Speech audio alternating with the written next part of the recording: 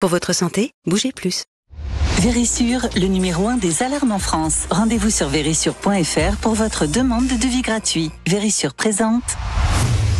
Sud Radio, parlons vrai chez Bourdin, 9h-10h, Jean-Jacques Bourdin. Il est 9h34, nous sommes jeudi politique et nous avons la chance tous les jeudis, vous le savez, de recevoir 2 députés ou 2 sénateurs. Aujourd'hui, 2 députés, Laure Miller qui est députée Renaissance de la Marne, bonjour. Bonjour. Merci d'être avec nous, et Sébastien Rome qui est député LFI de l'Hérault, bonjour. Bonjour. Bien, merci à tous les deux. Alors, les finances publiques.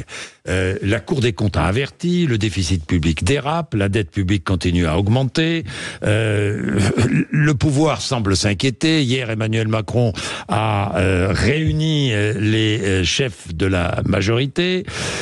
Que se passe-t-il ? On va beaucoup parler du sujet pendant ce printemps. Laure Miller, alors, pour faire des économies, faut-il couper dans les dépenses sociales ? Alors déjà, il faut faire des économies. Ça fait des décennies qu'on a un sujet dépenses publiques.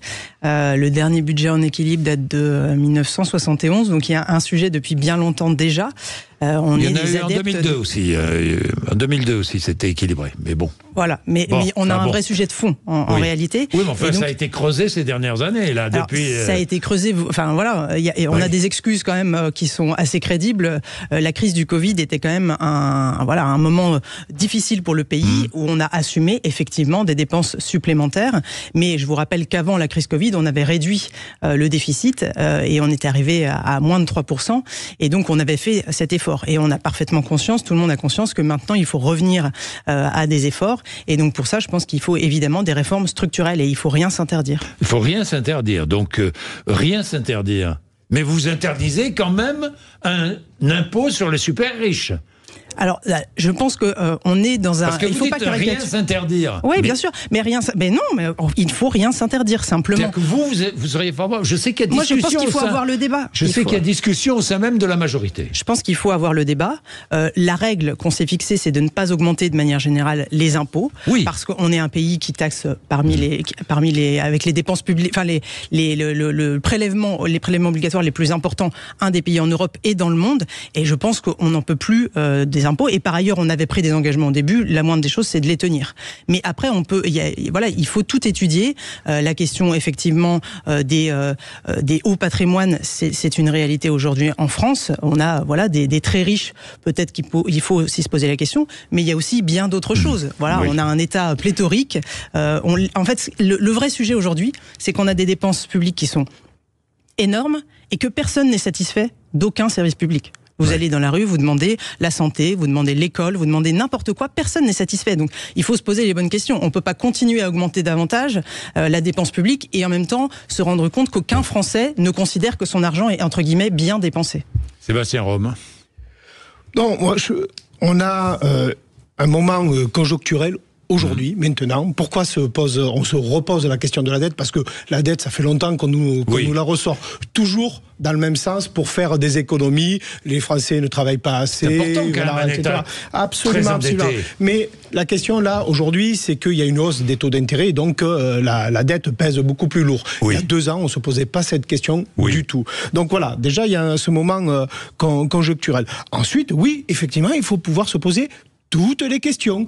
On ne doit pas uniquement avoir comme entrée la réduction des dépenses publiques, c'est-à-dire d'aller chercher dans les écoles, par exemple là avec les 10 milliards qu'on nous annonce, c'est l'équivalent de 14 000 enfants qui pourraient être accompagnés, par exemple en allant supprimer ce qu'on appelle le fonds vert, c'est-à-dire de l'aide à l'investissement pour les communes, alors qu'on a un besoin d'investissement. Donc là, chercher à réduire les dépenses, c'est aussi chercher à réduire l'économie. Je vous pose une question. Est-ce qu'il faut faire des économies ? Moi, je crois qu'aujourd'hui, ce sont toujours les mêmes qui ont fait les efforts ces dernières années. On nous a vendu la réforme des retraites par rapport au fait qu'il fallait faire des efforts par rapport justement à la question de la dette. Non, aujourd'hui, je crois qu'on a des ressources à aller chercher. Il y a d'abord la fraude fiscale. Donc il faut faire des économies. Vous pensez que la dette, c'est important de réduire la dette ? Je pense qu'il faut que nous reprenions, que le peuple reprenne le pouvoir sur sa dette et sur l'ensemble des crédits que nous faisons. Alors pour ça, je vais arriver à des propositions. Mais déjà, on peut recouvrir très rapidement, en fait, l'argent qui nous manque. Je parle de la fraude fiscale. Aujourd'hui, c'est près de 100 milliards qu'on pourrait aller chercher. Ma collègue Charlotte Leduc a fait un rapport là-dessus. On va en chercher que 15. On va en chercher que 15. Non, que 15. Et on va baisser le nombre de fonctionnaires qui pourraient travailler sur ça. On va le baisser dans le prochain budget de 200 postes. Alors qu'avec 200 postes, on pourrait aller chercher beaucoup plus d'argent. Et ce sont des fonctionnaires qui sont très rentables, ceux-là, ceux qui vont chercher la fraude fiscale. On fait une baisse de 10 milliards, mais c'est l'équivalent de la CVAE qu'on a supprimée. Donc voilà, en cadeau, CVAE, en réduction fiscale, en niche fiscale, on a près de 200 milliards en France. Est-ce qu'elles sont toutes efficaces, ces niches fiscales? Certainement que non. Donc là, on a de l'argent à aller chercher, plutôt que d'aller les chercher, encore une fois, dans la poche de ceux qui n'ont rien, c'est-à-dire dans la poche des services publics. C'est parce que les Français qui n'ont rien, c'est le service public, avec quand même Bruno Le Maire qui dit il faut mettre la fin à la gratuité. J'aimerais savoir ce que ça veut dire. Est-ce qu'on va faire payer les cours parce que qu'est-ce qui est gratuit en France? C'est l'école, par exemple. Donc voilà, il faut s'interroger sur tout ça. Et puis, il y a d'autres moyens aussi de gérer la dette, mais on va en rediscuter. Oui, il y a plein de moyens, mais j'ai entendu une rumeur, vous allez me dire, Laurent Miller. Il y en a beaucoup de rumeurs. Le gouvernement réfléchirait à la suppression des APL? Je ne sais pas, personne ne sait d'où ça sort, mais évidemment que c'est une rumeur complètement infondée. Il n'y a aucune réflexion, il n'y a aucun sujet sur les APL. Bon, j'imagine, parce que là, ça serait une bombe sociale. Ça a déjà été fait. Cette rumeur. Ça a déjà été fait. Cette rumeur. Sur les réseaux sociaux, j'ai vu. Oui, on a aussi d'autres sujets qui courent dans les médias ou sur les réseaux sociaux. Par exemple, les maladies longue durée, sur lesquelles on irait chercher. Ou on demande aussi à des personnes, des taxis, de regrouper plusieurs malades pour les conduire. Ça aussi, c'est pas une rumeur, ça. Ça, c'est pas une rumeur, c'est un vrai problème. Oui. Non, mais il faut distinguer quand même ce qui émane d'engagement ou de propositions du gouvernement ou de parlementaires et les rumeurs. Donc je pense qu'il faut arrêter de faire peur aux Français en leur disant que l'école va devenir payante, etc. En revanche, sur la question de la santé, il y a sans doute des bonnes questions à se poser. Vous le savez sans doute, moi aussi, quand on va aux urgences, moi je suis allé il n'y a pas très longtemps aux urgences chez moi à Reims, où les médecins nous expliquaient qu'en fait il y avait des personnes qui auraient pu aller à la maison médicale juste à côté pour gérer leurs difficultés qui ne relevaient pas des urgences, mais préfèrent venir aux urgences parce qu'ils n'ont rien à avancer, donc préfèrent attendre 5 heures, 6 heures dans les couloirs pour ne rien avoir à avancer. C'est quand même des vrais sujets. La santé, parce que peut-être ils n'ont pas les moyens d'avancer, de pouvoir avancer de l'argent. Et ce qui prouve qu'un système de santé... Sans doute, peut-être pour certains, mais il y a aussi quand même une idée quand même que la santé est gratuite. Comment fait-on le tri? Ça prouve qu'un système de santé quand même qui couvre entièrement, protège mieux et permet de faire des économies. Enfin, vous venez d'en faire la démonstration. Non, moi ce que je veux dire, c'est qu'en fait, il faut aussi que les gens prennent conscience de la réalité, de la gratuité de nos services publics, que c'est une vraie chance, mais il ne faut pas en abuser. Et je pense que la santé, on doit pouvoir regarder les choses. Il y a aussi du gaspillage. gaspillage. On a tous des boîtes de médicaments, par exemple chez nous, typiquement, qu'on n'utilise pas, qu'on ne termine pas. Il faut aussi, faut se poser des questions de fond pour faire des économies. Ce qu'il faut réinterroger, c'est le prix des médicaments tels qu'ils sont négociés avec l'industrie pharmaceutique. Voilà, c'est ça là où il y a des réelles économies. C'est pas sur la boîte sans faire peur à l'école payante. C'est pas 1 euro qu'on va prélever sur la boîte de médicaments. Ça, c'est un vrai problème. Vous êtes député LFI de l'Hérault. Sébastien Rome, est-ce qu'il faut revenir sur l'indexation automatique des pensions de retraite ?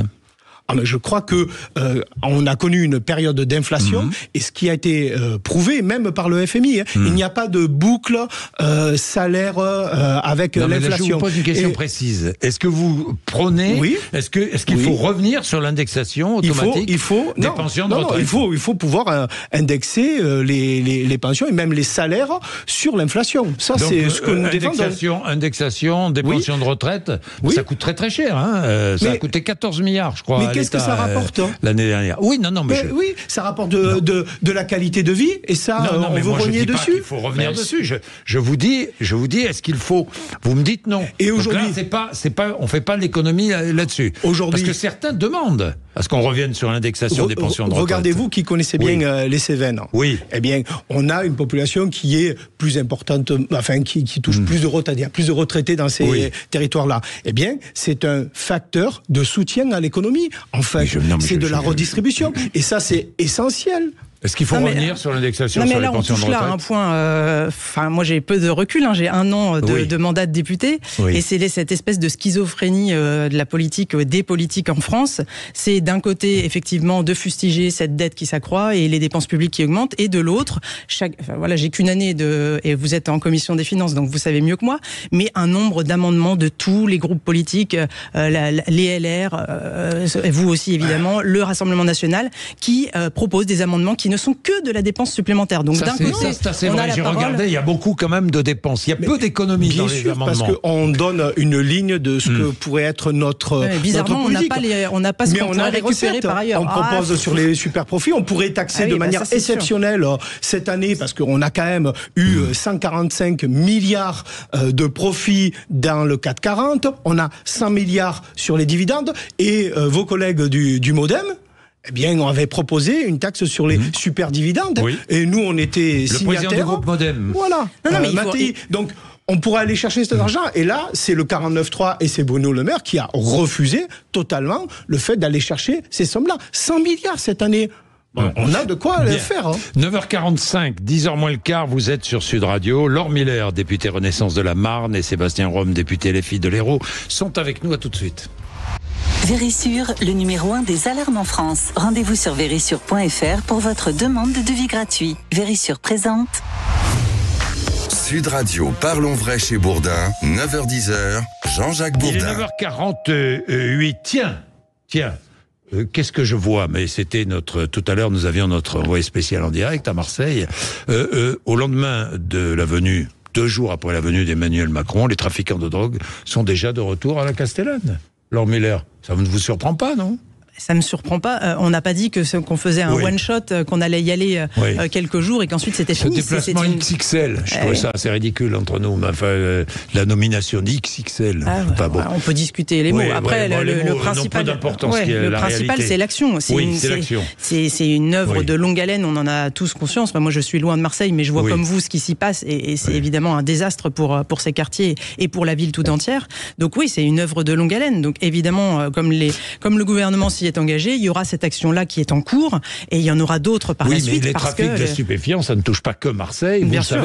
J'en ai chez moi. Vous en avez chez vous dans la Marne. C'est désastreux pour nos quartiers, pour nos villes, bien sûr. On fait quoi, à part ces opérations coup de poing qui sont utiles ? Il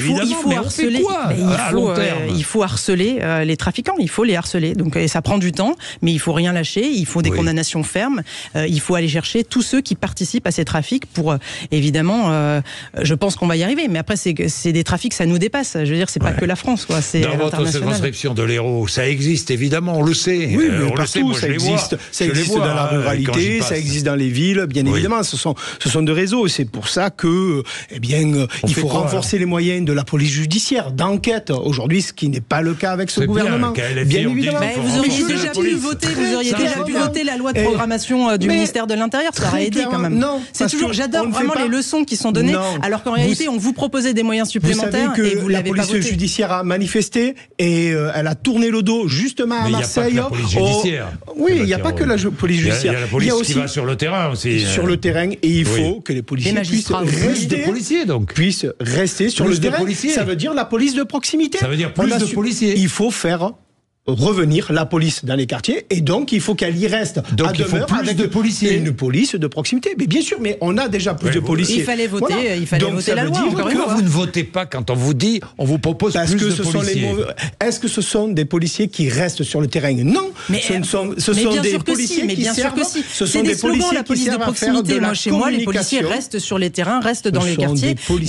C'est des slogans. Ce qu'il faut, c'est plus de moyens. C'est ce qu'on vous a proposé lors de la précédente loi. Pour des policiers qui font des actions coup de poing. Et vous pensez qu'ils font quoi, les policiers qu'on va recruter ?